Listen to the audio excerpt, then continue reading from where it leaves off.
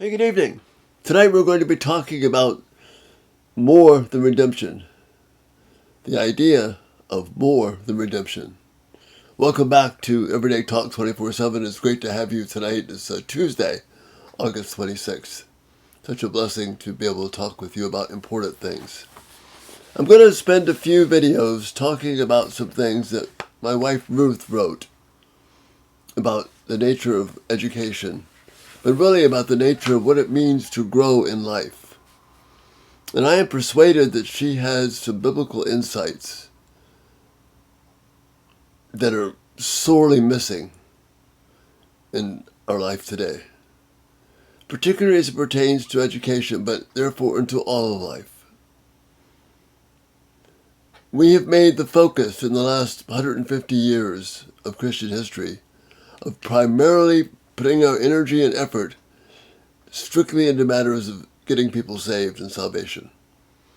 And as essential and as important and as mandatory and as commanded as that is, life is more than being redeemed.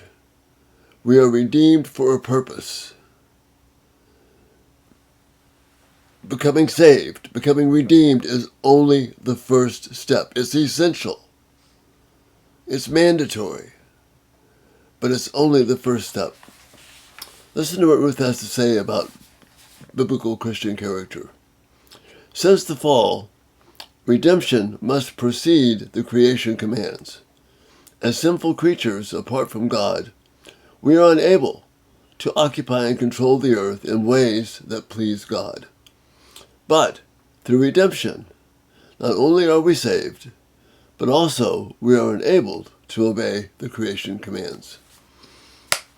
I've got one more paragraph to read, but what she's saying here is that once we fell as a race, once we entered into sin as men, women, children, humans, we were no longer able to govern this planet, to live on this planet in a way that is consistent with the way God set it up to function. It's impossible because of our sinfulness, because of how sin infects every part of our being, our thinking, our reasoning, our logic. So what Ruth is saying here, is what is calling us to remember here, is that we can't do this apart from God.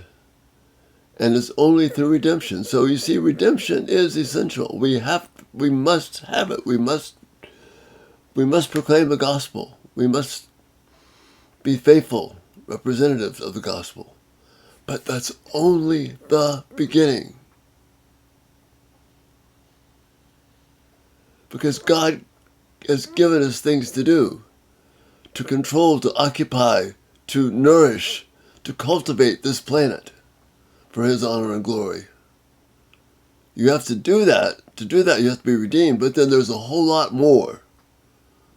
That's why I'm saying it's more than redemption. Now listen to the second paragraph. Redemption, then, is essential for education that glorifies God. We don't believe that anymore, functionally. We might sign off on it, but our whole educational process is antithetical against that. It attacks that. It defeats that. Redemption yields the fruit of the Spirit. But redemption does not just refer to spiritual issues of salvation. The fruit of the Spirit is necessary not only for obedience in interpersonal relationships, but also, and get this, also for logical reasoning and accurate insights. See what Ruth is saying here? The Bible teaches us that we cannot be logical and interpret the world correctly apart from the fruit of the Spirit. The Bible teaches that only the regenerate mind can have true wisdom, as it says in 1 Corinthians 1 and 2. Unredeemed man cannot truly understand any aspect of creation or, therefore, of education. We don't believe that anymore. What we have done is we have accepted the motto and the belief of the American Humanist Association, which says Their goal is good without God. See, that is antithetical, the flip side of what the Bible teaches. And this is what Ruth is pointing out.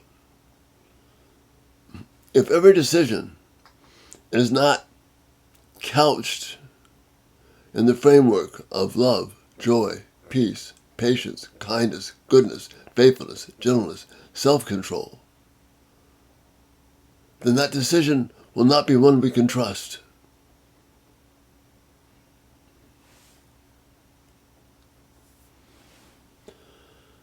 People say, well, you don't need to be a Christian to be a brain surgeon. On the one hand, no, you don't. But to have wisdom when you do brain surgery, to brain surgery in the utmost best possible way that shows compassion, care for the person, and that bring honor to God, that's impossible without the fruit of the Spirit. That's what Ruth is trying to get us to understand. I cannot make good, rational decisions apart from weighing the impact of the Spirit's fruit, of living for that. Because when I don't live for the Spirit's fruit, what do I produce? What do we produce? We produce, hey Echo, we produce a nation of people, a generation of children who think that the purpose of life is to better themselves,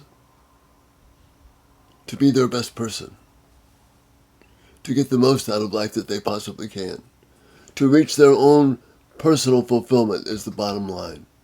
That, brothers and sisters, is not true. The purpose of God, the purpose of life,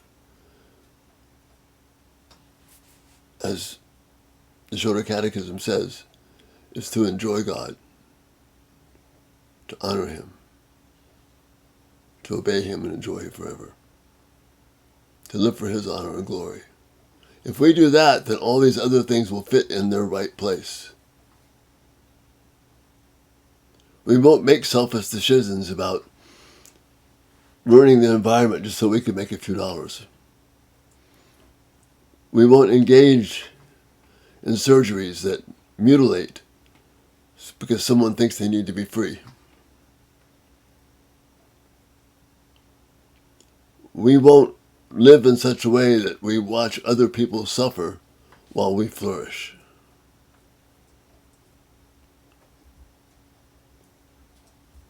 We won't educate our children to think, hey, the idea of God is okay, but we don't need it. After all, we can be good without God. And that has become the functional law of the land. We need to be redeemed, but there is more than that. There is more to this. There is more than redemption. Let it sink in. The fruit of the Spirit is necessary for not only for obedience in interpersonal relationships, but also for logical thinking and accurate insights. The Bible teaches that only the regenerate mind can have true wisdom. Unredeemed man cannot truly understand any aspect of creation or, therefore, of education. I'm going to have more of what Ruth has to say, but we need to start thinking seriously. Life is more than about just getting saved. Life is more than redemption. Life is living for the glory and honor of God, and I praise God for the wisdom that Ruth has given, and I pray that I can communicate some of this to you. Really value your prayers for that. Thank you so much for being here, and Lord willing, we'll see you tomorrow. You have a great evening. Bye-bye.